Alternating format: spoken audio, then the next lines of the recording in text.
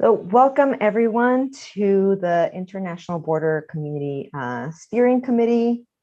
We have a couple of items on our agenda today, and I'll go ahead and allow one of our... Okay. Aló, buenas tardes, bienvenidos sean todos y muchas gracias por acompañarnos hoy en esta reunión del Comité Directivo. Antes de empezar, explicaremos las funciones necesarias para acceder a la interpretación simultánea al español. Si están utilizando su computadora portátil o computadora de escritorio, favor de localizar el icono con figura de globo en la parte inferior de su pantalla cuando este aparezca en un minuto y luego pulsen en interpretación del lenguaje, Language Interpretation, y seleccionen el idioma español. Si están sintonizándonos desde su teléfono, iPad o dispositivo similar, busquen el menú con los tres puntitos en la esquina superior del lado derecho de su pantalla y pulsen interpretación del lenguaje, Language Interpretation, y luego el español. Esto permite que escuchen la traducción al español con un 80% de volumen y el audio en inglés se escuchará al fondo con un 20% de volumen. Tienen la opción también de apagar el audio en inglés pulsando Mute Original Audio, ubicado en el mismo menú donde eligieron el idioma español. Gracias. And also for the English speakers, especially English only, to be able to hear Spanish speakers, which will be interpreted into English, you have to choose the English channel using the globe icon at the bottom of your screen if you have a laptop or a desktop, or on your phone, it would be the little three dots in the top right corner, and you're going to click there and also go for language interpretation. Thank you. Thank you everyone for joining us. And I'll go ahead and start the interpretation channel now. Empezaré el canal de interpretación ahorita.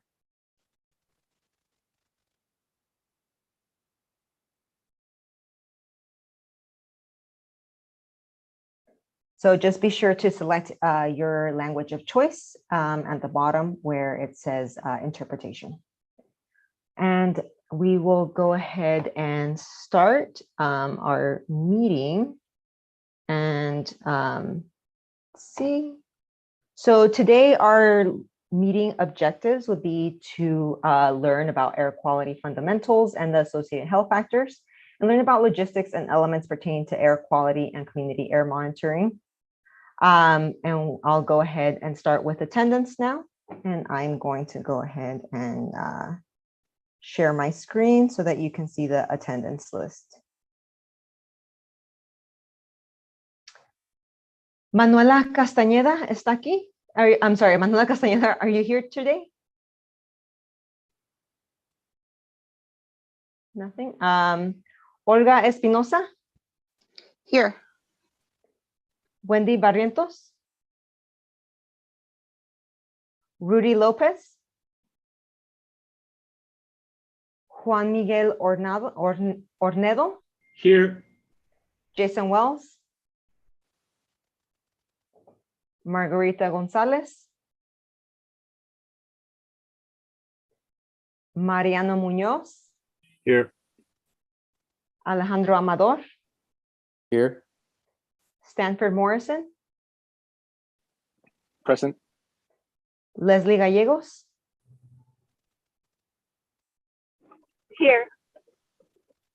Jenny Quintana? Diane Vermeulen? Here. Shelby Busso?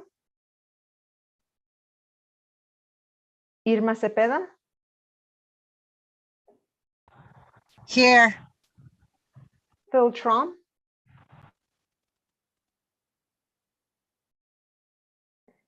Christopher Roberts? Here. Janet Gaitan? Here. Laura McDonald? Maria Gamez? Marie Vicario? Mauricio Vitela? Guadalupe Gomez? and David Flores. I don't know what happened today, but we do not have a lot of people present today. We'll go ahead and move forward. And then I know sometimes people kind of trickle in. I'm sorry? Presente, Oh, soy Manuela. presente. Soy Manuela Castañeda. Acabo de entrar ahorita, no podía entrar, no me dejaba entrar. Okay. Gracias. Thank you. Gracias. Thank you. So Manuela did have some issues entering, but she is in. So I think I'll go ahead and watch the list for other people that might join a little bit late. That's the same problem with me. I have to try like 5 minutes before the fight, and I had too many trouble for going. Okay, thank you. Thank you. I apologize for that. There was a few technical issues, but we should be all set to proceed. We will go ahead and start with our first item, which is a presentation from OIHA on the air pollution and health. Could I please see like a thumbs up, or just feel free to tell me if you can see the screen? It's a title slide of every. Yes. Okay. We can see the screen. Thank you. Oops, sorry. Trying to move my control bar. Good evening, everyone. Thank you very much for inviting me to address your community steering committee this evening. I am Lily Wu. I am a toxicologist with the Office of Environmental Health Hazard Assessment, one of the 6 agencies that works along with CARB under the umbrella of the California Environmental Protection Agency. And today I've been invited here by the Air District and my CARB colleagues in the Office of Community Air Protection to share a bit with you about air pollution as it relates to health risks and to increase our cumulative understanding together. So hopefully these slides look familiar to you. I borrowed them from OCAP so that we can be on the same foundational understanding. So in the previous meetings that I heard, you guys are starting your path to community emission reductions plan. And it is a process with many different steps. And I'm really appreciative to be getting into this conversation at an early step. So today, where we are is we're going to learn together how we can work together to figure out some community emission reduction ideas to incorporate into the SERP. So in this discussion, I hope to talk about 3 main things, and please at any time, if there is any questions, I don't mind being stopped so that we can address something at that point in time. It might be helpful to build understanding if we're all staying together in our understanding. So overall, what I hope to address today is what is the Office of Environmental Health Hazard Assessment, commonly known as OIHA. It's a funny acronym. We work with CARB, the Air Board, and air districts in our community air pollution program, AB 617, and we will talk about how we work together.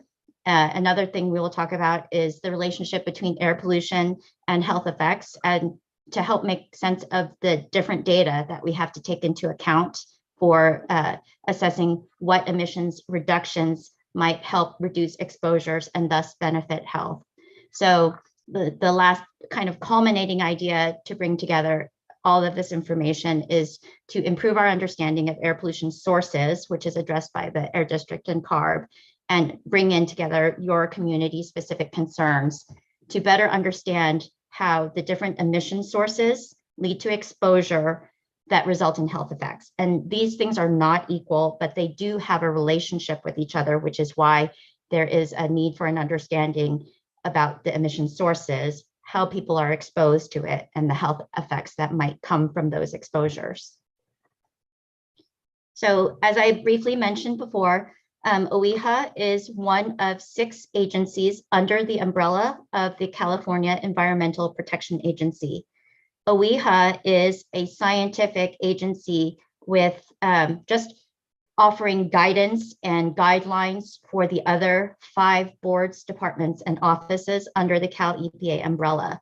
So unlike CARB, OEHA does not have regulatory enforcement or any ability to kind of fine or cite polluters. So that is where our scientific assessments of different pollution sources comes in handy to provide just purely scientific recommendations and guidance to the different agencies that deal with air, water, and soil. So in this context tonight, we will talk about how OEHA works with the Air Board and also the Air District to address air pollution concerns.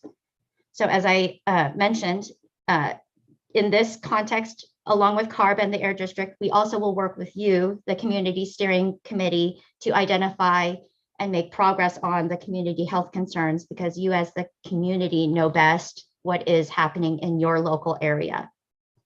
And so far, what I have heard from listening to your previous meetings is that the emission sources in big categories are the international ports of entry being San Ysidro and Otay Mesa, and the traffic pollution that comes with it, and possibly the Tijuana metropolitan area. And if there's anything else that comes to mind as we discuss these topics, please feel free to let me know. So this graphic hopefully is a reminder that you've seen this before. This is definitely a fictitious community because it's trying to show the different sources of air pollution that people might be exposed to. And the idea of cumulative exposure is an important one, because no one lives in a one type of pollutant environment. We breathe, we eat, we play, we do all these things. And so we can inhale pollution, we can ingest pollution by foods that we eat or water that we drink, and we can also absorb it through our skin. So this graphic shows, the several different types of sources that people, by just living and working and playing in their communities, can be exposed to.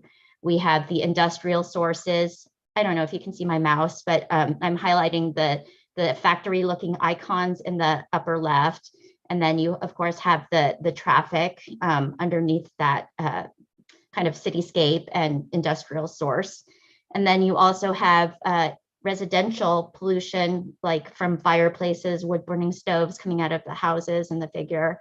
And then you can see that there's different types of community members there, being children or adults, or even landscapers. And so with that, the different body sizes and body types of people of different ages have different reactions to these exposures of air pollution. And then finally, in this graphic, some other types of air pollution include rail yards and agricultural sources. So OEHA's role in community air protection is to help address and assess the health benefits of emission reduction practices in your community emission reduction plans. So we, the scientists at OEHA, take input on health risks from different chemical exposures. And in this graphic example, I'm trying to illustrate the traffic crossing, the border, or like heavy duty diesel traffic, bringing commerce to and from, just as an example. So we take these types of pollution sources and factor in populations that might be exposed to them, and different concentrations of these pollutions. Then we take those inputs and assess health benefits of reducing air pollution. So in this other graphic, what the graphic's trying to illustrate is that the source of the pollution, in taking an action to reduce emissions, will help benefit health by reducing the exposure, because the emissions is no longer there. And so by the emissions no longer being there, the exposure should, be mitigated. And this, of course, is just a representation. We can't make the smokestack go away, but it's for illustrative purposes. So finally, with that information, we develop health guidance values for chemicals that are of concern in your community. So the idea being to try to reduce the amount of pollution, or in this case, what's known as the concentration, to the amount that is considered safe. And with that, we take into account different types of studies. We take into account epidemiological studies, animal studies, and we evaluate different endpoints. And so all of that synthesized together, OEHA is able to develop some health guidance values for chemicals in our environment. So of these health effects that we're trying to understand, first and foremost, the part that OEHA has a role in helping to synthesize for you all is that the pollution levels is where we make recommendations to different regulatory agencies to try to take those guidance values and apply them. So OEHA is the risk assessor, and CARB and air districts are the risk management. And so they take what can be feasibly done from OEHA's recommendations and then develop into the management of actually controlling pollution as best as they can, given real life scenarios. So for example, OEHA has developed a health guidance value for diesel exhaust particulate, which is common in heavy duty diesel trucks. And so with the health effects that OEHA helped understand, we were able to develop those guidance values for cleaning up some of the emissions from heavy duty trucks. And with that reduction of emissions, it helps prevent health effects, mostly respiratory and as well as other longer term developments. One thing important to note is that OEHA has health guidance values for some chemicals. Some chemicals is important to note here because there are tens of thousands of chemicals in commerce. There are actually hundreds of thousands of chemicals globally. And so the burden of trying to understand all of that, nobody actually knows all of it. So where we work with our sister agencies and partnering and understanding where the most emissions might come from and build understanding in how we might reduce the exposures and then protect the populations that might be exposed to them is where this is a beneficial relationship to work together. Some general considerations that OEHA takes into account for assessing public health risk is very simplified in this graphic. It is not always a linear process as I've illustrated here, but I'm just trying to share that it is a stepwise process. And this graphic that I put on the left side with the colored circles and the lines kind of connecting them and the different circles having different kind of sticky post-it notes, if you will, is to illustrate we don't always have all the pieces of information and the process is not always linear. We might understand some pieces of the puzzle more than others, and we have to use surrogate information to try to build a picture of thorough understanding as best we can.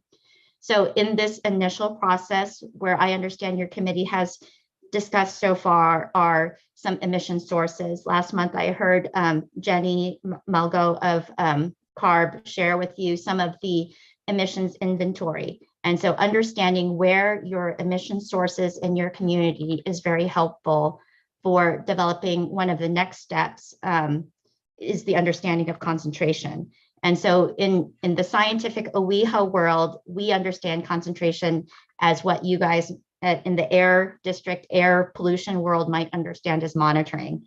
When you measure the amount that's coming out of whatever smokestack or tailpipe or whatever the source might be, you get a monitored reading, and that is what OEHA scientists take as the concentration in the environment. And with that, OEHA scientists assess exposure. So exposure is really a product of who is there near the source or near the concentration of measured pollution. So there really is not a concern of exposure if people don't live near the source of pollution. That is where the human factor really comes into play. If someone is near a pollution site, then we as scientists and as risk assessors are really concerned about how much pollution might be absorbed into that person or that population of people. If the emission source is, hypothetically speaking, out in the middle of the ocean, nobody lives out in the middle of the ocean, we don't really have a concern for exposure of humans because there's nobody there. At least I hope there's nobody there. So that is how exposure plays into it. The next thing that scientists take into account is the actual dose. So as I had shared in the picture showing the cumulative exposure graphic, dose really is dependent on the size of a person. So children, being smaller than adults, would get, in terms of size and amount type of speak, children would get more than adults do, because children, they breathe faster, they metabolize faster, they're more active. So those different developing organ systems and respiratory rates and consumption patterns like hand to mouth type of behavior common in toddlers, touching the floor, touching their face, touching the whatever, and then eating something. They might be exposed more that way because of just how toddlers are crawling around more and have less hygiene, so to speak, than adults do, who can wash their hands before they eat and all these things. And so the amount that gets ingested or absorbed into the human body really leads to what might manifest as health effects that we can actually see. So that is a very general overview of what factors risk assessors take into account for determining health effects from chemicals in the environment. So I just wanted to thank you all for allowing me to share. And if there's any questions, I would be more than happy to take them. And then I also have some contact information if you would like to email me if you think of something else later. Or I also work with Liliana and Andrea very closely. They know how to find me as well.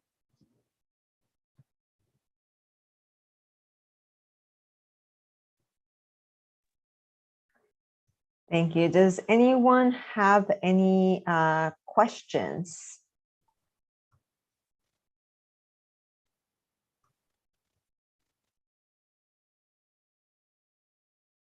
Wow, no, it's a very easy topic, I guess, for a lot of people. Okay, great. Thank you so much. And we will go ahead and move on to our next presentation, which is on air quality monitoring by David Soderman.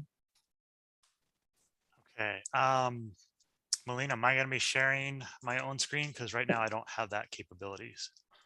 You should, but here, It's saying that it's disabled for me. Okay, so I just promoted you, so you okay. should be good to go. Let's see. Okay, I want to do.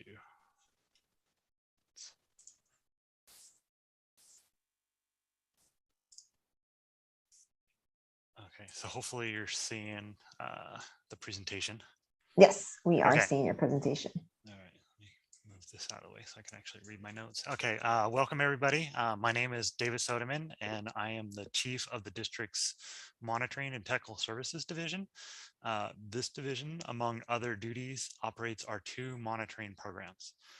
One program is to monitor pollutants on a regional level, and the other program is to monitor pollutants at the community level.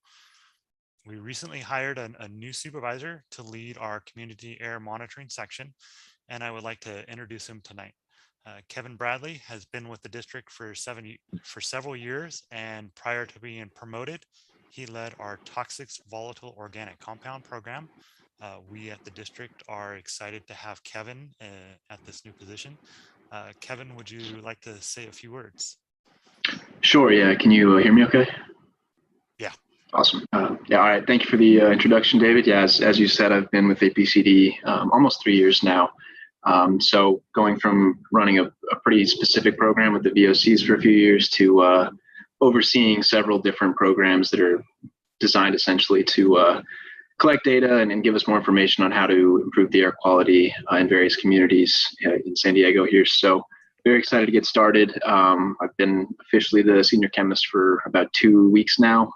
So a lot of reading, a lot of, getting myself up to speed and preparing, and we're putting together a good team to be able to start, getting some of these projects moving. So yeah, very excited to be here, and yeah, thank you everybody.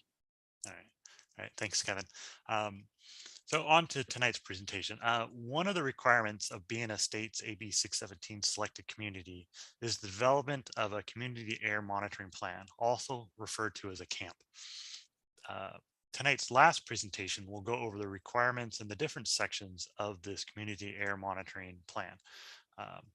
We will develop this plan as a group in future meetings, but before we start officially working on the camp, we need to understand the basics of air quality monitoring. And that's the topic for my presentation tonight. All right, so let's see.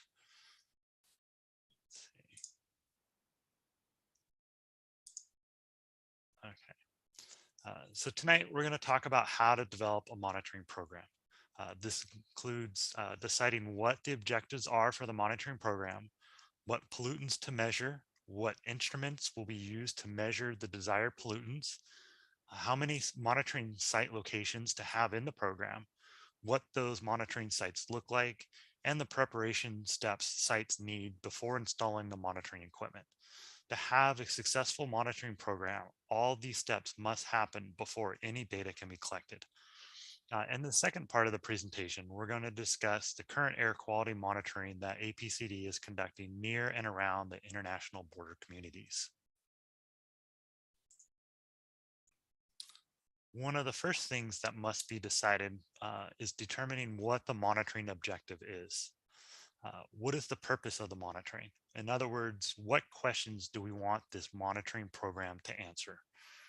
From there, we can determine what pollutants should be measured. There are hundreds of compounds in the air, and it's not possible to measure them all. So which ones are the important ones to measure and track? Once we know the pollutants, we can figure out what instruments would be best suited given our monitoring objectives. Another question that affects the monitoring program design is how long do we want to be taking measurements? In other words, is the program going to be run for months, a year, several years, decades? And lastly, what is our budget? All of these things and more need to be thought out, answered, and incorporated into the design of the monitoring program. So on this slide, here are some examples of the monitoring objectives. Monitoring objective could be determining what the community is being exposed to, what areas in the community are more impacted by pollution than other areas, conduct long-term tracking of a pollutant in one or more locations over several years. Another monitoring objective could be, does the area meet the federal or state standard for that pollutant? This is an area in which we'll discuss in more details in future meetings as we develop the community air monitoring plan.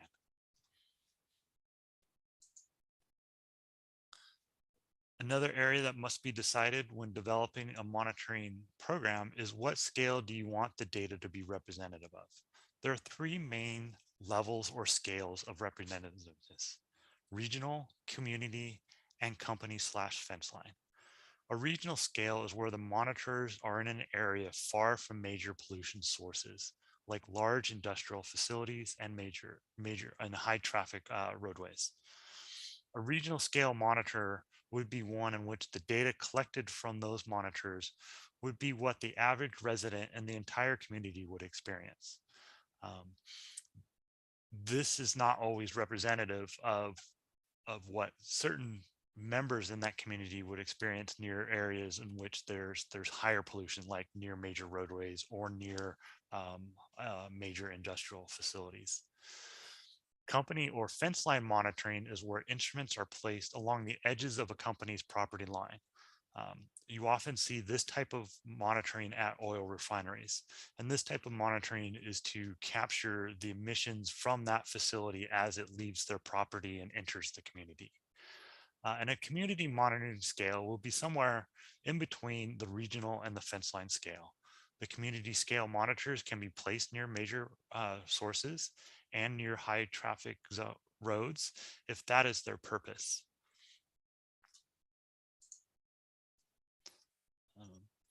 What pollutants to measure is another topic in which we'll be discussing at future meetings when developing the community air monitoring plan for the international border communities. These are some examples in which a concern about an activity could lead to help determining what pollutants to measure. For example, concerns about the amount of heavy duty traffic in a neighborhood would then lead to monitoring the main components of truck emissions, namely black carbon or nitrogen dioxide. And this is something that we will be working at future meetings to discuss. And so we're not asking you to, at those meetings, we won't be asking you to be like, what pollutants do you want to measure? If you know what those are, great. If you don't, but you just have concerns about certain activities, we can do the research and we have the expertise to kind of say, well, if you're concerned about this type of activity, then these are the pollutants that we should be measuring that are typically emitted from those activities. David, I think there was some people that had some trouble hearing you. If you don't mind Okay. making sure to speak up a little bit. Okay, yeah, no problem. I can do Thank- that. thank you. Sometimes have a tendency to shout in the microphone, so I was trying not to be conscious of that. Okay. So moving on to once we know what pollutants to be monitored, now we need to decide what instruments that we need to have. There are several instrument characteristics that must be decided when evaluating whether a particular instrument is suitable to meet the monitoring objective. The ideal instrument is one that will measure the pollutants in real time, have low cost so that many can be distributed in the community, be able to measure individual pollutants, and is accurate. Now we're going to look at those 4 categories in a little bit more detail. So what does real-time results really mean? Real-time results mean that the instrument is capable of generating new data quickly, say every minute or so. This is important so that decisions being made are based on current air quality data, not on data that was collected days or weeks before. Spatial coverage. Here, we're referring to instruments that can easily be deployed in various locations in the community. Typically, this will mean that they're small, lightweight, does not require a lot of power, and preferably would run on a battery and or solar panels. And we require minimal hands-on operation. These are typically cheaper instruments, and the cheaper they are, the more you can buy given a finite budget. And with the more instruments in the community, the better level of detail you get about which areas within the community are more impacted by that pollutant. Individual pollutants. These are instruments that measure one or more specific pollutant. This is important because health-based standards are typically only available for specific compounds. One exception is the general category of particulate matter with diameters less than 2.5. This particular pollutant has its own health-based standard. And the last category here is accuracy. This means that the instrument can measure the pollutant and only that pollutant in a variety of environmental conditions and compares well to reference instruments. For instance, some lower accuracy particulate matter instruments, when operating during times of high humidity, will mistakenly read that water vapor as particulate matter and thus give an artificially high particulate matter reading. High accuracy is important so that the data represents the actual pollutant concentration in the community. So these are ideally what every single instrument would have, all 4 of these. It would be real time. They would be relatively inexpensive, so we can buy lots of them. They measure individual pollutants, so we can get health-based data from it, and is highly accurate. Unfortunately, most instruments only meet 3 out of the 4 of these characteristics. And so depending upon which 3 characteristics are most important is a decision that we as APCD and the steering committee must decide on when planning on which instruments to deploy in the community. Another key element in the monitoring program is deciding on the locations of where the monitoring will be conducted. First and foremost, does the potential site support one or more of the monitoring objectives? Does it have minimal obstructions like trees and buildings? Other considerations include, is power available to run the desired equipment? If not, can the budget support installing the necessary power? And it's obviously very important that the landowner actually is agreeable to having the equipment on site, and is the location accessible to personnel for operating the equipment, conducting maintenance, and so on and so forth. And is the site able to be secured so to minimize the potential vandalism of the equipment or theft. So this slide has a few pictures on the different monitoring kind of monitoring styles or types. On the left is an office-based trailer type. This style is typically what we use as the air district for our regional air monitoring program. This style requires a very large footprint, is usually very costly in terms of several $100,000 to set up initially, and is usually meant to be at a particular location for several decades. Some equipment, on the other hand, can be freestanding, like the two pictures and the two instruments in the middle of the slide. These instruments require a much smaller footprint, typically a couple feet by a couple feet, and they're easier and quicker to establish at new monitoring locations. The third site on the two on the far right, is where instruments can be mounted on a pole. These instruments are typically small, require very little power, and a lot of these can run on a small solar panel and or battery system. So these are the different options that we have when we're looking at establishing a new monitoring location. We want to make sure that when we establish a new location, that the monitoring site style matches the monitoring objective, as well as the needs of the instruments selected to be part of that program. So once we have the equipment, the location, the monitoring style that has been selected to support the monitoring objective, there is a number of processes that the site must undergo before monitoring can actually begin at that location. The first item is to come to agreement with the landowner to actually have us on that presence and establish a monitoring site on their property. Then construction can begin at the site to prepare the location for monitoring. As seen on the previous slide, this typically could include installing power and maybe putting down paver stones or concrete for the equipment, potentially installing fencing and security devices. This also involves writing up a scope of work for the construction work and then placing that out to bid. This construction development of the site typically means that we'll be working with the appropriate city's permitting department, the county's Department of Purchasing and Contracting, as well as San Diego Gas and Electric if power needs to be added or modified at the location. Once all the proper permits have been granted, construction completed, then we can install and set up the equipment at the site and begin monitoring. All of this takes time and unfortunately is typically not a quick process. And so we're usually talking several months to a year or potentially longer, depending upon the complexity of the site. So now that that is all of what goes into kind of developing a monitoring program. So now we're going to kind of transition to what monitoring APCD is currently doing, or in the near future will be doing in and around the international border community. So below on the bottom half of the slide is a map with the official boundaries of the AB 617 international community outlined in red.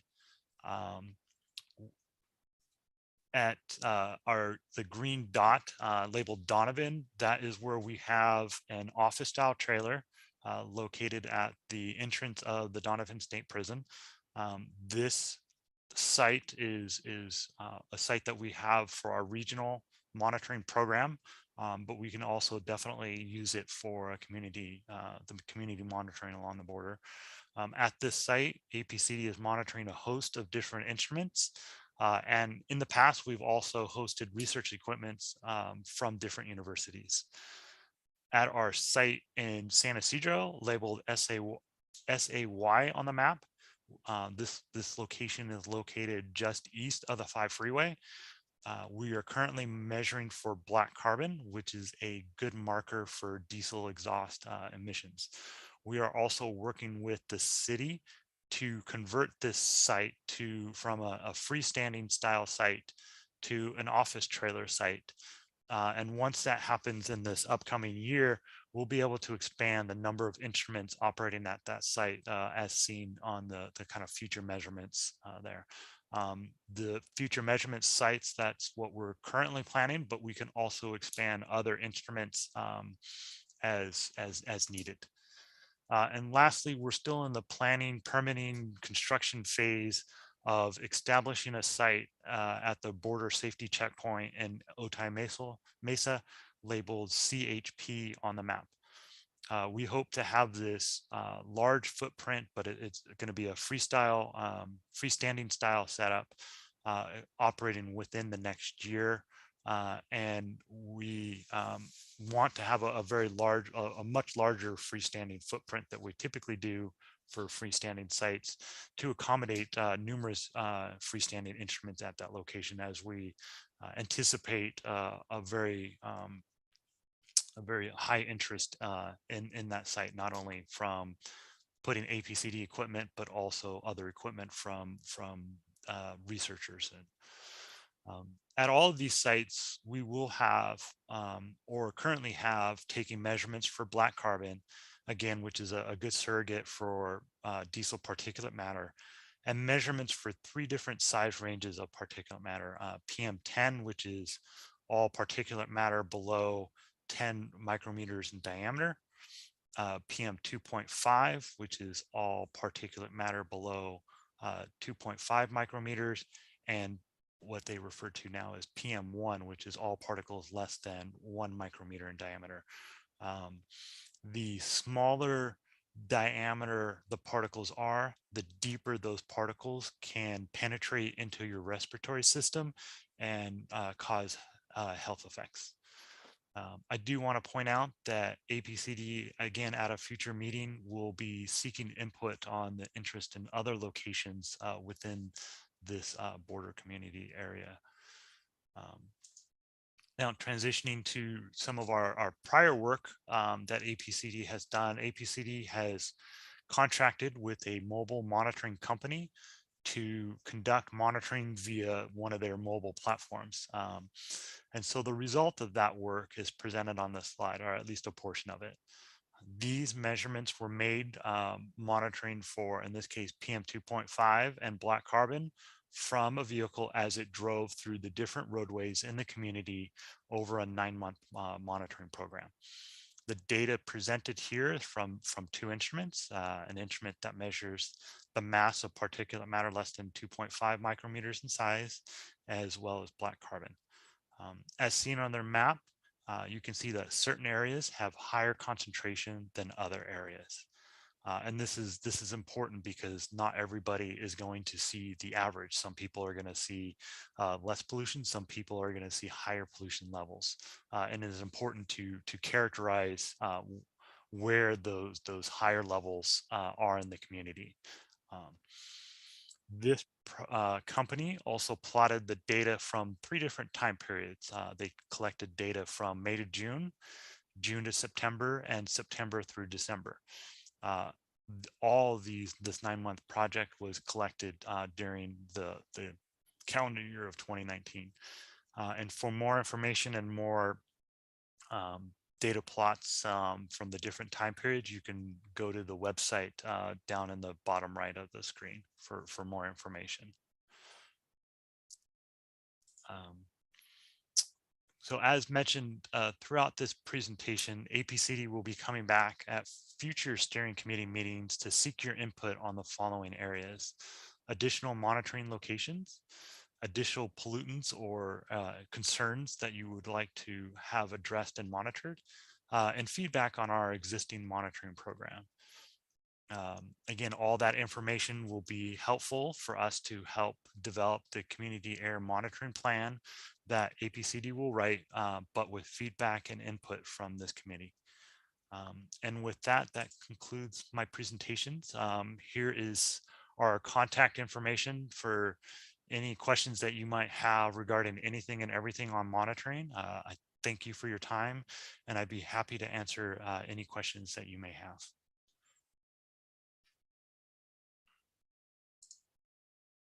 Thank you, David, for that presentation. Does anyone have any questions?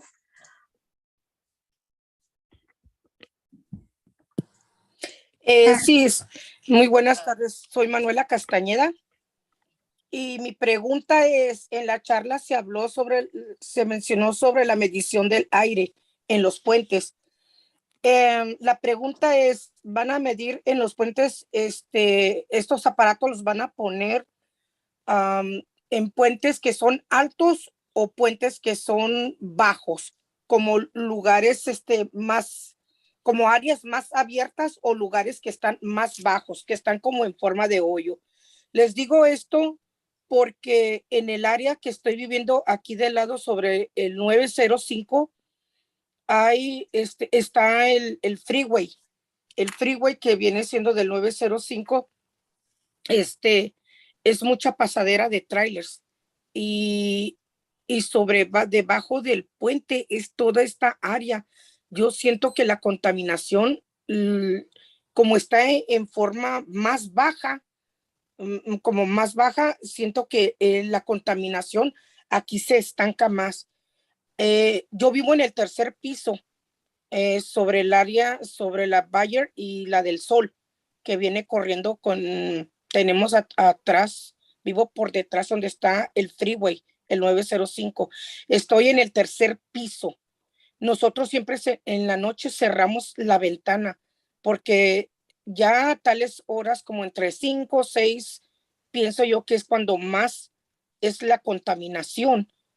A nosotros nos empieza a dar como carraspera en la garganta y a mí me lloran mucho los ojos, y no es nada más solamente a mí, sino que también es a mi hijo, a mi esposo y a mí. Y nosotros nos hemos dado cuenta en esto porque cerramos las ventanas.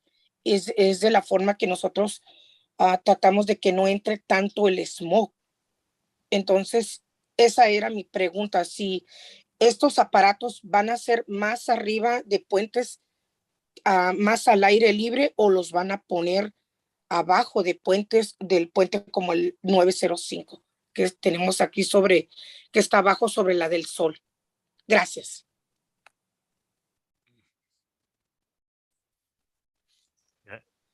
Yeah, thank you for that. So it really comes down to what is the monitoring objective. And so that will be something that we can definitely discuss and decide. We want to place the monitors that in areas that would be best answer your guys's questions and concerns. And so we can put them underneath the bridges, we can put them at higher levels. It really kind of comes down to what is the concern, what the direction does the community steering committee want to move for in terms of monitoring. And then once we make that determination, then trying to find the most appropriate sites to put the location of the instruments. So to answer your question, it's to be decided as to what the community really wants, and we'll try our best to place them to answer your guys' questions and concerns. Thank you, David. Does anyone else have any Sí. other? Gracias por la contestación. Gracias. Thank you. Does anyone else have any other questions? I'm trying to see any hands up. Okay. Jenny? Go ahead and unmute yourself. Hi, can you hear me? I'm having a lot of internet issues. We can hear you, Jenny. Yes. Okay, great. I just want to say to Olga that they've done studies that show that the most pollution from freeways comes when you're lower than the freeway, but then when you're below it, not in your exact location, but another locations in California. So I think that's a very good observation. And I would like to learn more about exactly where you're living and find out how we could put a monitor nearby.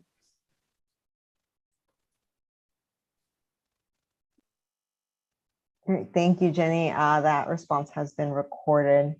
And I also want to add that the website that David mentioned during his presentation has been put in the chat in case anyone wants to visit that site. Does anyone else have any other questions before we move on to our next presentation? Okay, I don't see any other hands up. So we will go ahead and move on to our next presentation, Community Air Monitoring Plan by Juan Ramon. Hello, everyone. Can you see my screen? I'm not sure if I'm sharing properly here. Not yet. There we go. Yes. Let's see. Sí, Is that se back? mira la pantalla. Cool. All right, I'll go ahead and begin. Hello, everyone. My name is Juan Ramon, and I'm with the Monitoring and Laboratory Division of the California Air Resources Board. I'll be presenting an overview of the 14 elements that compose a community air monitoring plan.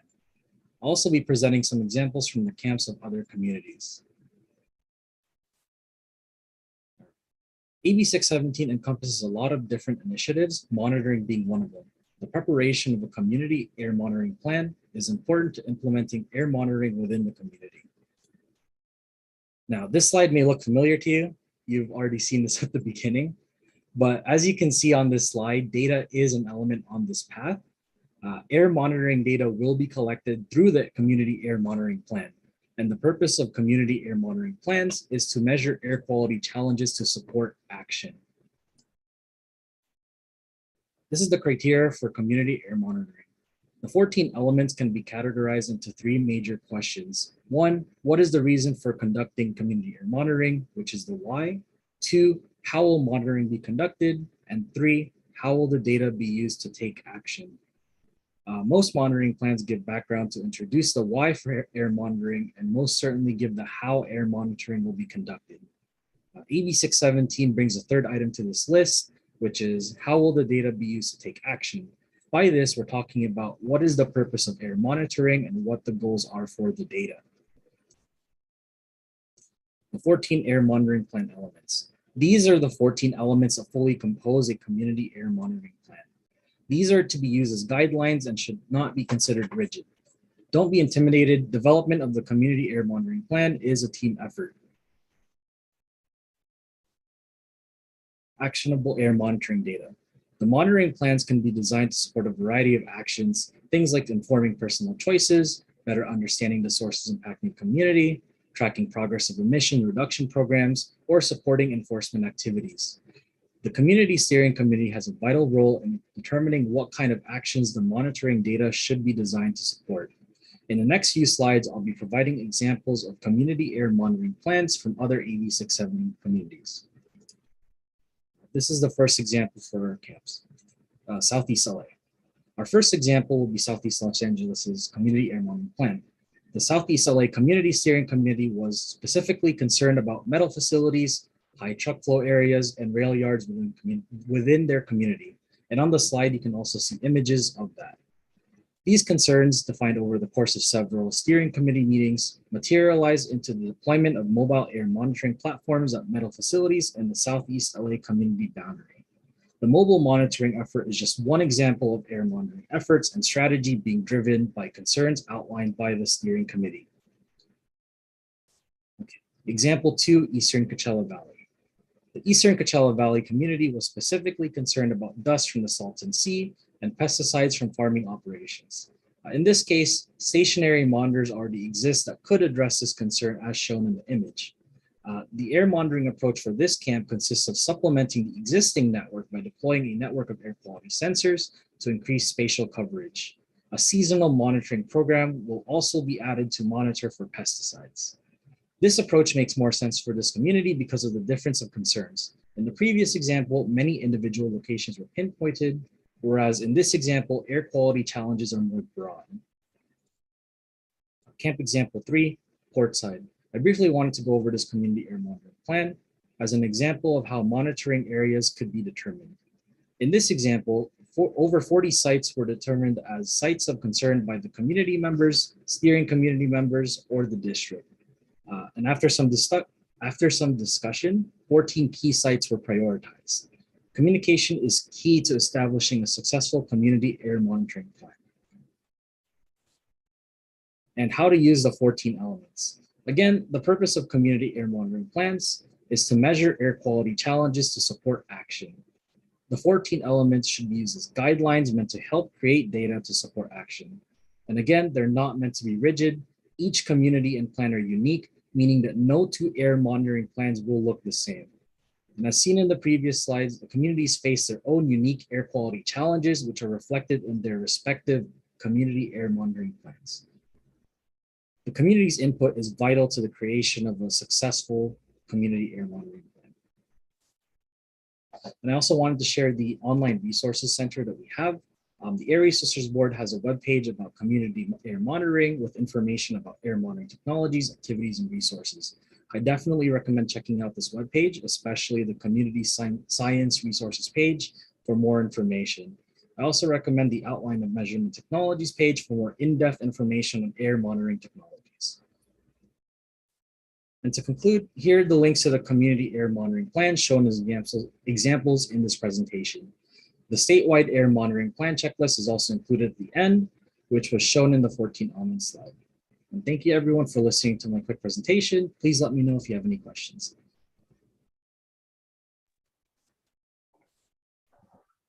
Thank you, Juan Ramon, for that presentation. Does anyone have any questions about this presentation?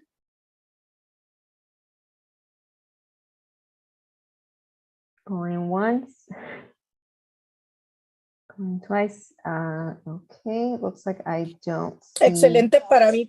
Excelente presentación. Es lo único que quería decir. Gracias. Thank you. Jenny, go ahead and unmute yourself. Hi, this has a question really for the current presentation and the last presentation. The types of monitoring that were shown by the San Diego Air Pollution Control District were kind of typical pollutants for California to monitor. But I feel like this border community has sources from Mexico that are not typical pollution sources, like open burning of trash and plastics and industrial emissions that are not permitted in California. So I guess I'm just suggesting maybe a future presenter could maybe talk about how we could best identify the sources. That was one thing. And then the other thing was we talked about putting pollution monitors throughout the community, but I think the direction of the wind is really important too, if it's coming from across the border from Mexico. And because of you that live in San Isidro know how you have the big mesa on one side and the wind kind of comes a little unpredictably, like where it's going to go. And so I feel like maybe we should think about putting kind of small community weather stations or wind direction stations kind of to really understand the wind patterns as well. So that was just a suggestion because and I'd like to hear any other community thoughts about that. Yeah, to answer your question, Jenny, I mean, yeah, we can definitely look at future meetings, you know, what particular sources that we're concerned about across the border and what kind of instrument technology that we can deploy within the community to try to capture that. And I you know, we have a wind direction weather met station at our Donovan site. And we can definitely consider including more of, you know, portable meteorological wind speed, wind direction within the community monitoring sites and location to try to dive down and get those unique wind patterns. So that's definitely an option that we can include when we develop the community air monitoring plan. Thank you. And then there is a comment in the chat by Irma, and she's stating that there's a lot of work to do in San Isidro because the air is very toxic. Thank you, Irma. Your comment has been recorded. Does anyone else have any other questions or comments or anything? We are far ahead of schedule, so looks like we don't have anything else. So at this point, I will go ahead and open it to public comment. Does anyone have any public comments that they would like to make tonight?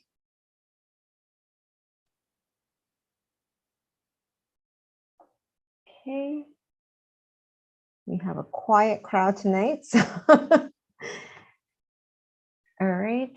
Looks like I'm not seeing any hands to make any public comments. With that, looks like we are going. Melina, I got a quick question. Okay. The next meeting, are they able to provide the location of all the other like stations throughout San Diego? I just want to see, compared to the other areas, like, do we have less? Do we have more? Are we on par? What kind of contaminants are they measuring higher up north where the Walter communities are? I just want to see how do we compare San Isidro and close to the border as opposed to higher up, especially since, we're so close to Mexico. Some people were mentioning we got a lot of contaminants from Mexico that are not usual for California. Burning of, as I said, burning of trash. There's basically no control of what contaminants come out of your car. There's cars that should have been out of service for years and they're still running, things like that. So I think, throughout San Diego County, we should be getting more data points down here than other places, just because of that specific reason. There's more contaminants, more things that are coming from the south side.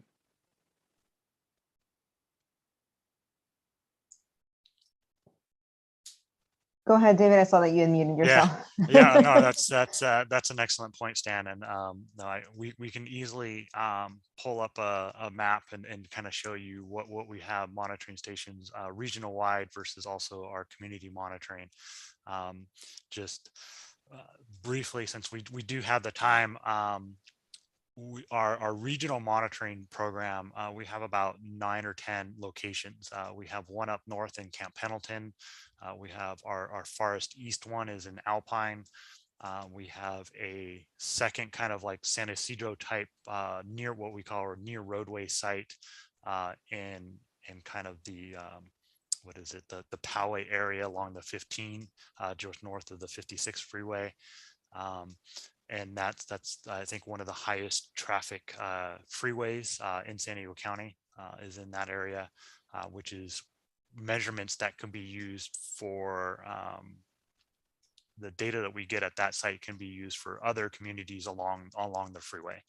So it's not just restrictive just to that area.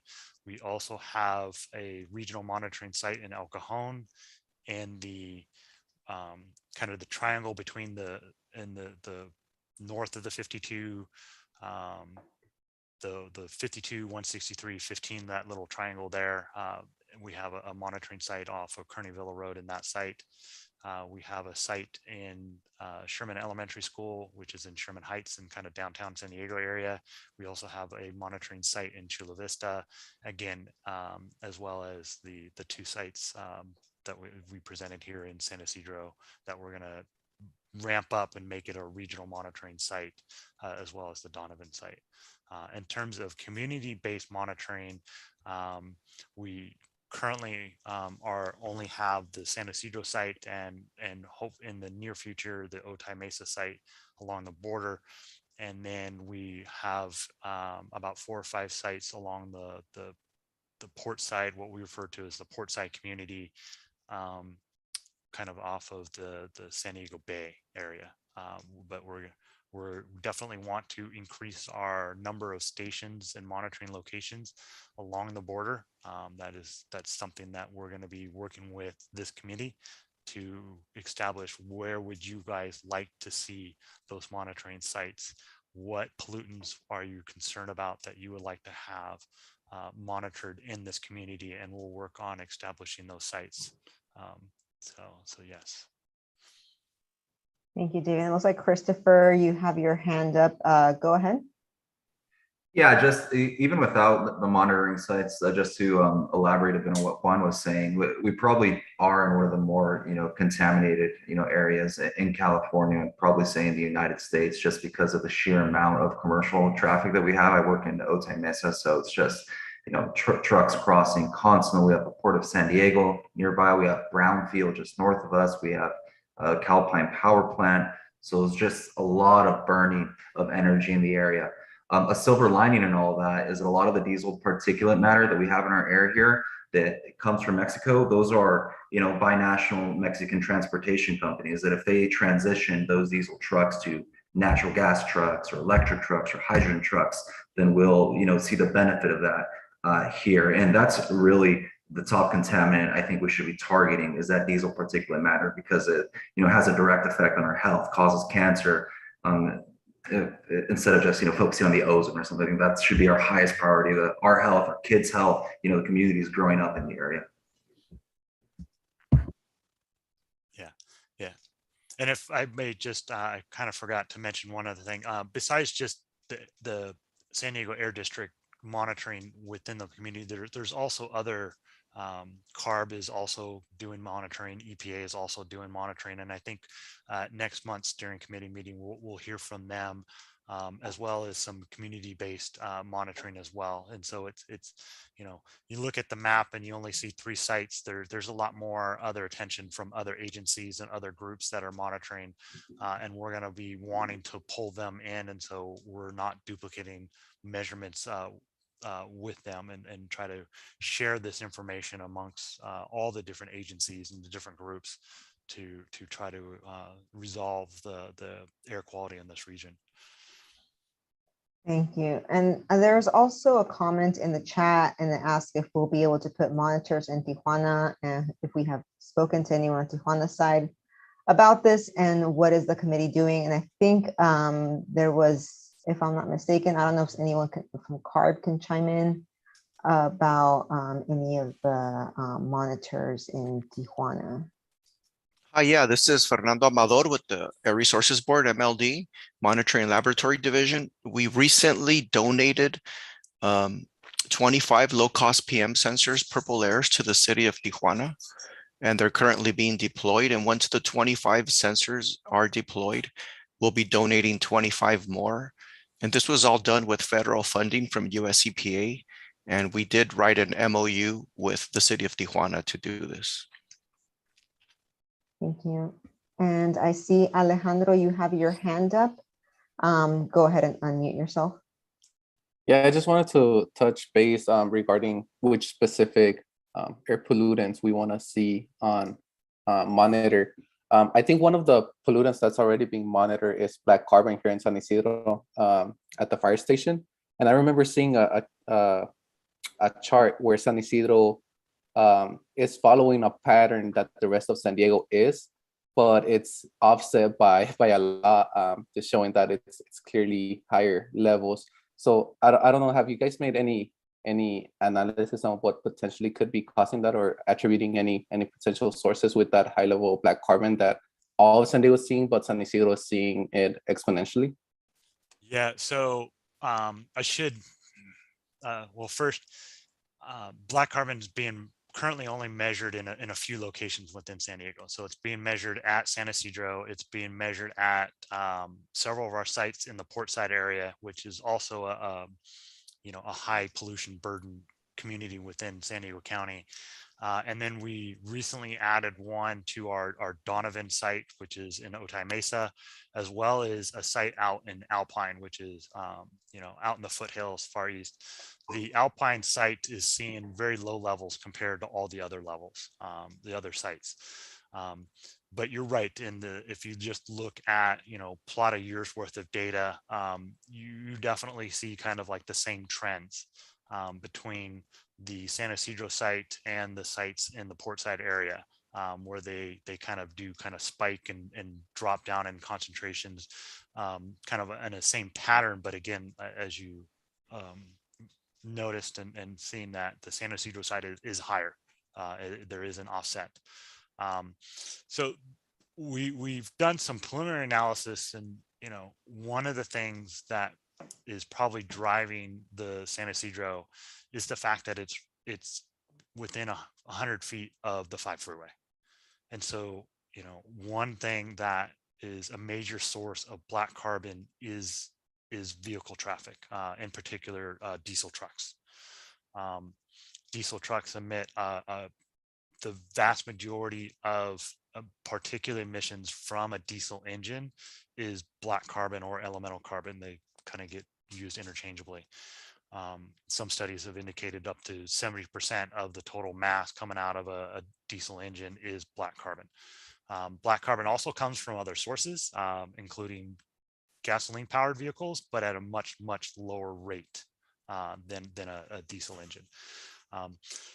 So why they kind of peak and valley, a lot of that particulate, especially particulate matter, is in the concentration of particulate matter is influenced by meteorological parameters. So if you have a constant source of particulate matter, you would expect the concentration to be level every day. But the weather greatly influences the concentration that is read. If you have a low inversion layer, it basically traps the pollutants in a smaller volume, increasing the concentration.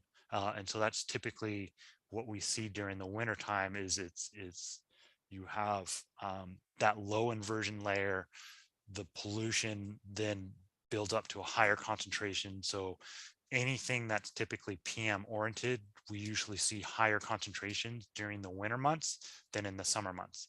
And we also can see that during the daytime. The nighttime it's cooler, the inversion layer drops, the pollution concentrations for particulate matter increases.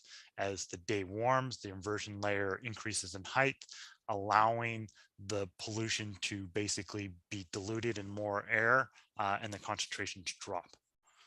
And so that could be helping drive that similar pattern, is because of black carbon is a major component of particulate matter, and particulate matter on a regional basis is heavily influenced based on weather. Thank you for that answer.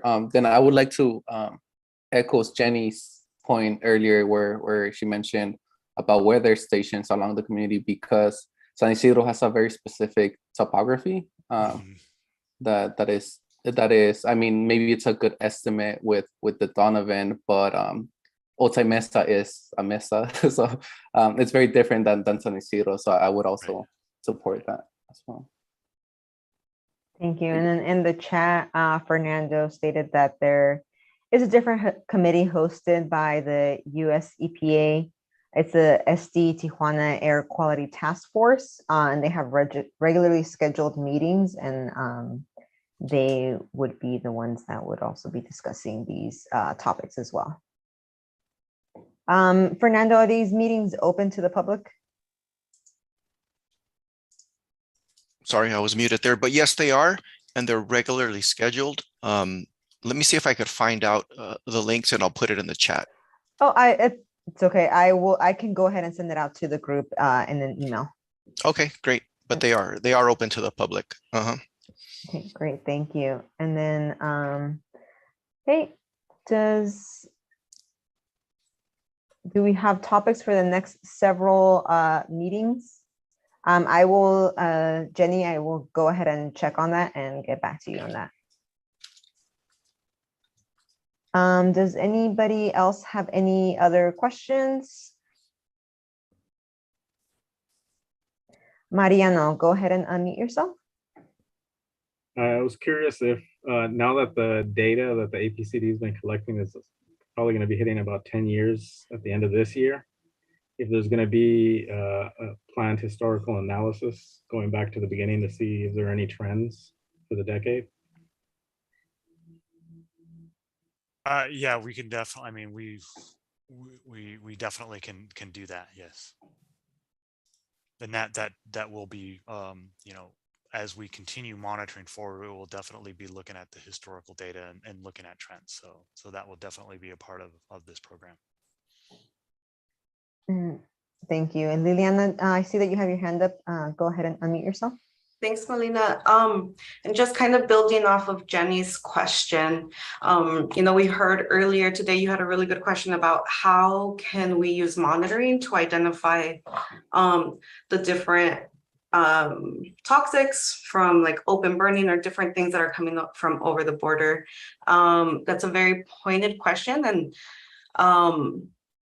having those types of ideas about what questions or very specific questions you have up front so that we can prepare maybe for the next meeting or future meetings to come, that would be really helpful. So if you have suggestions about what you'd like for us CARB to present, that would be very helpful for us. Thank you, Liliana. And you can go ahead and email that to me, Jenny, and I will go ahead and forward that on to Liliana. Christopher, I see that you have your hand up. Go ahead and unmute yourself. Yes, just a quick question. When do we start working on the community emissions reduction plan? Until now, it feels like we've been, going over the different type of, contaminants, the measuring. So when do we start getting into the nitty gritty of really reaching or coming to a solution? Probably really soon. The deadline, the statutory deadline is that camp must be written and submitted by February 2023. So it's not a short plan. It's going to be probably 100 pages or so, and so the sooner we can start working on it, the better. But we also want to make sure that we're not jumping the gun and making sure that we aren't bypassing input from the community. And so we want to make sure that we give all the community the necessary information that they can make informed decisions. But it will be soon. I don't know if it's going to be next month or the month after that, but it will be soon. And are we actively involved in that process, or is it more sort of these types of meetings and you hear our input and then the APCD or CARB goes back and puts it all together, or are we really actively there? So what we did with Portside is we held these, at these meetings, at these community steering meetings, we asked questions. We then got input from the community about, what are your concerns? Where would you be interested in monitoring? I mean, we printed out a huge map, and this was pre-COVID, so we had these all in person, and we had divided up into two groups, and we're like, where are your concerns? Where would you like to see monitoring? That's where we generated a map of about 50 locations. And then district staff went out and evaluated those locations and said, there's no power at this site. There's no space at this site. This site would be good. This site would be good. And then we came back and kind of like, here's your 50. These sites we felt weren't really appropriate for these reasons. Then we kind of narrowed down to a smaller subset, and then was like, okay, from these, which one should we really be moving forward with? And then we got that input, then went and started working on those locations. And we kind of did the same thing with the monitoring pollutants. We got input on what the concerns are. We then said, these are what the pollutants that we think we should measure. These are some of the instruments, the pros and cons. What do you guys think? Got feedback, incorporated that into the plan. And this is also the same way with the community emissions reduction strategy as well. We hold meetings, we ask questions, we get a lot of feedback, we go back, we write the draft, we then present that to you guys. You guys have the chance to review it, ask questions, ask clarifications, potentially ask edits. And that, so it's definitely a collaborative effort. It's not like we meet once and then there's a final document and you guys never see anything again. It's definitely back and forth between that, between the district and the community. Thank you. Thank you, David and Christopher. And I think Liliana added a comment in the chat, and she said that the question might have been related to the emission reduction strategies in the SERP. Yeah, and I think David kind of like wrapped it up with that, with the SERP strategies. But David, you did mention, you know, the 1-year statutory deadline. I think there's a bill maybe that's requesting more. Hopefully more time. More time. But of course, like I think even in our slides with the path to the SERP, it says 1 year or more, because we understand that it takes a lot of time to get the community, all the CSE members on the same level, which is what we've been doing, I think, right now, Christopher, that you mentioned, you know, we've been talking about these, getting a lot of information, but not everyone is at the same level of understanding. So I think that building in time for that is what the district has been doing.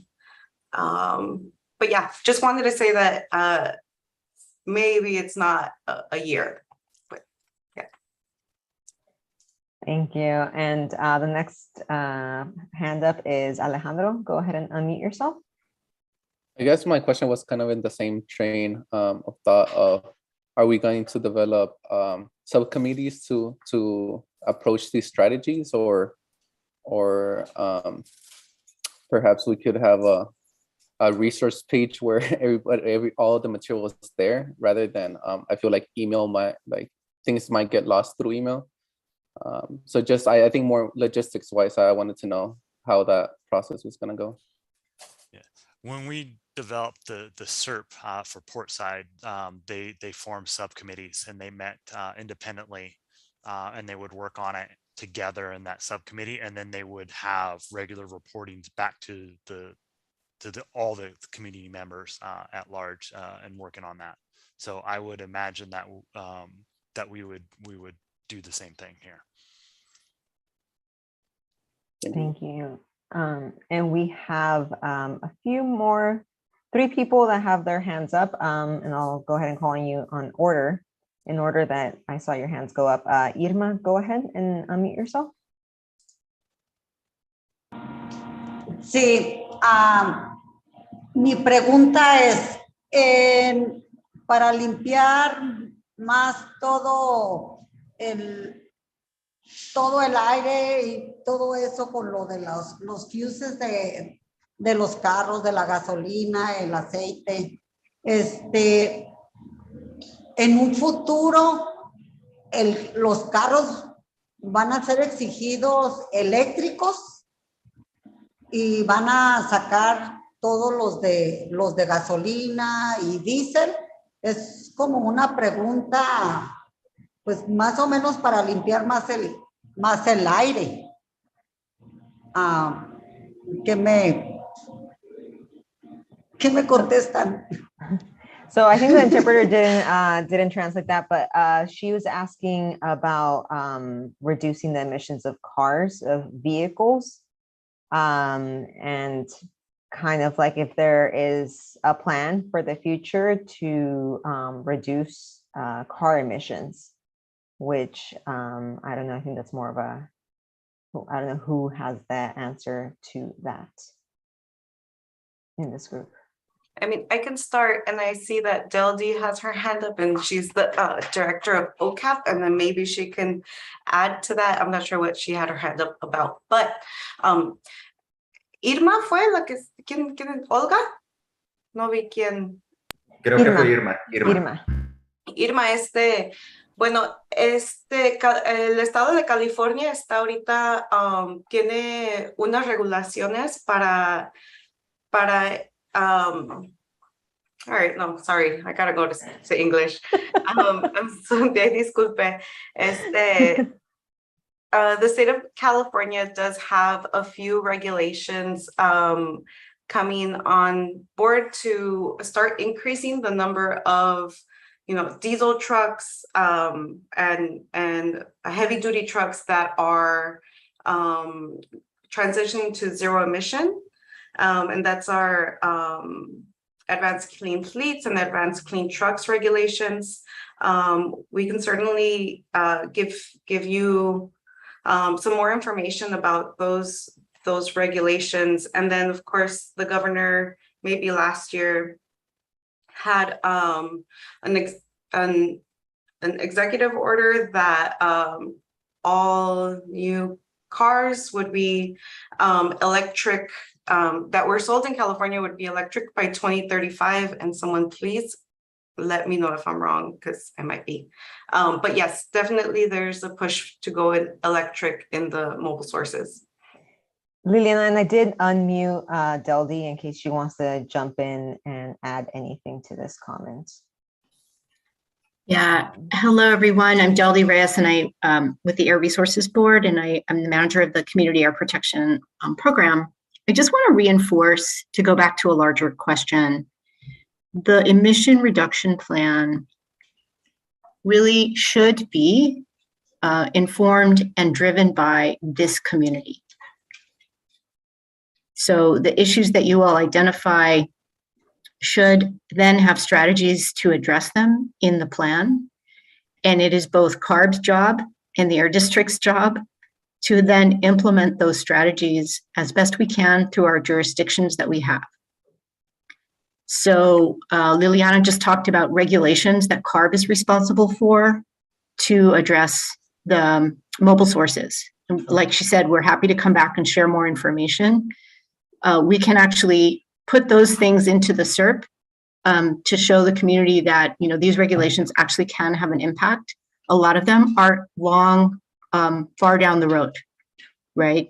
But it helps to just understand their purpose.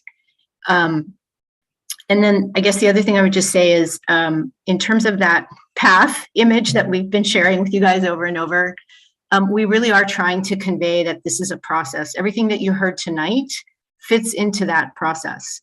Data, understanding how health relates to air pollutants that we heard from Lily, right?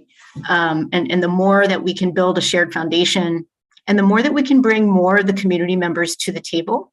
I know we only had, I think, like 16 community steering committee members today. I know they're up to 24.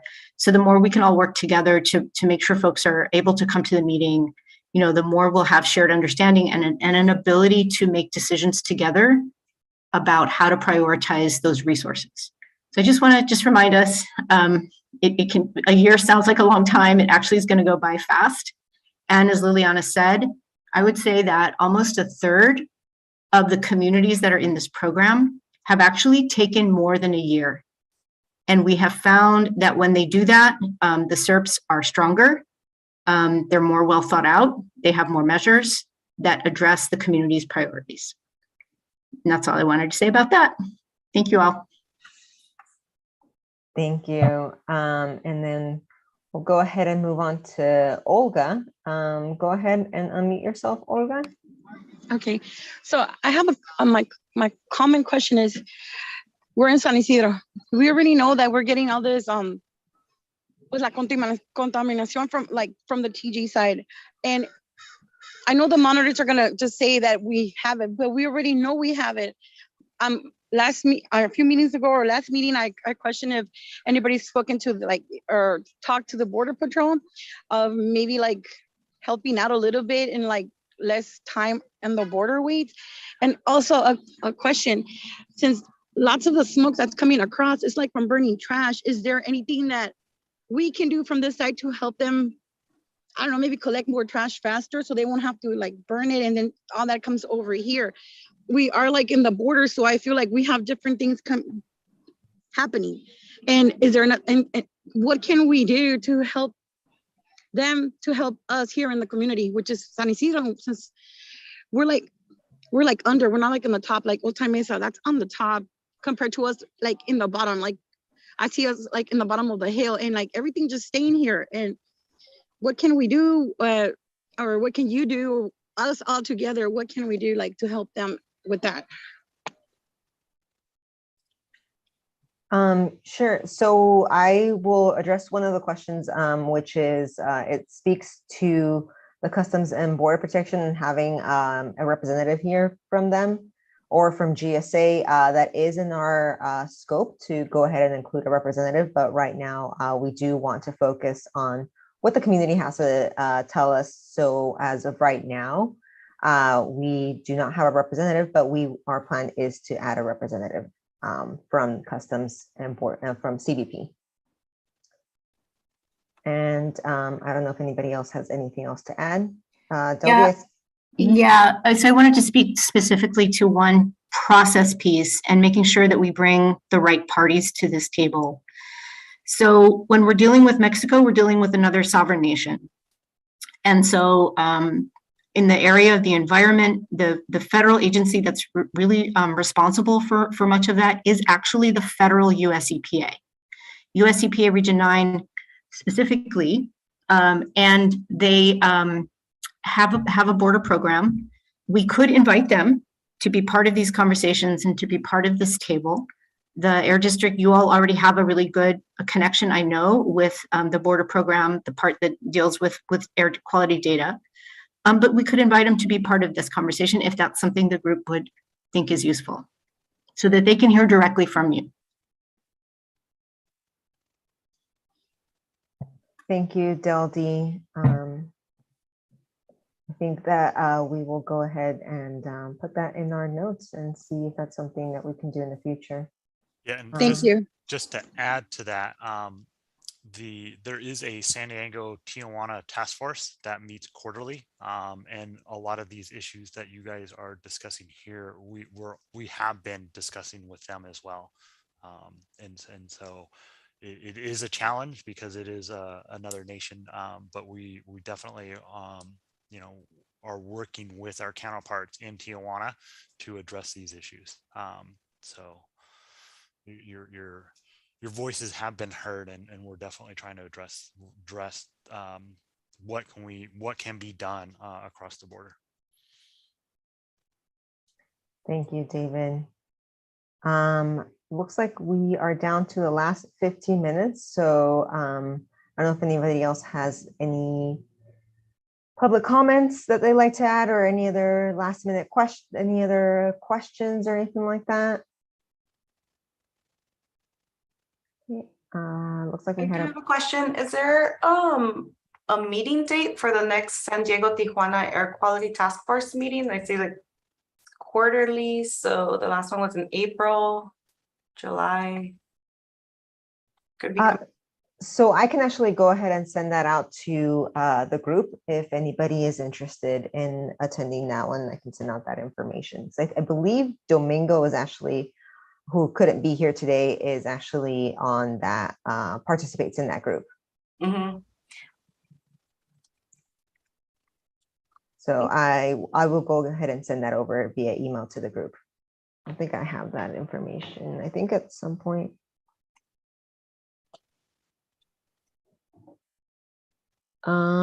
Yeah, it just says that the last meeting was April 27th. I'll go ahead and send that information out to the group. Thanks, Melina. No problem. Okay, any other last comments or questions? If I could respond to Irma's question, just add a little bit of what I know about the electric vehicle type situation. Sure, go ahead. Irma, no puedo hablar hacia los carros, pero para los camiones grandes de clase 8 que están cruzando entre México y los Estados Unidos, ya hay regulaciones, se está implementando CARB y estamos viendo que las compañías aquí en Otemesa están respondiendo a esas regulaciones. Ya vemos a compañías cambiando a gas natural, por ejemplo, la compañía de Crown Express es una compañía muy grande de camiones grandes que está cambiando de diésel a gas natural y estamos implementando cargadores eléctricos aquí en TruckNet, la gasolinera más grande de Otay, en mucho el sur de California. Cargadores eléctricos, estamos en pláticas con Nikola para implementar en una estación de hidrógeno. O sea, sí está pasando este cambio de diésel, de gasolina a gas natural, hidrógeno y electricidad. Para los carros creo que va a ser un poco más lento porque no es tan grande el impacto que tienen. Para los camiones de clase 8 y ya está sucediendo. Thank you, Christopher. Okay, I think, I don't think I see any other hands up. So I will go ahead and wrap up this meeting. And our next meeting will be on July 20th at the same time, and I'll go ahead and send that information as well as other information that we discussed during this meeting. Thank you so much for everyone to joining us tonight. And next time, Domingo couldn't be here tonight, but he will join us next time at our next meeting. Thank you, everyone, and have a good night. Thank you. Gracias a todos. Gracias. Thank you. Thank Thank you you. so much. Thank you. Bye.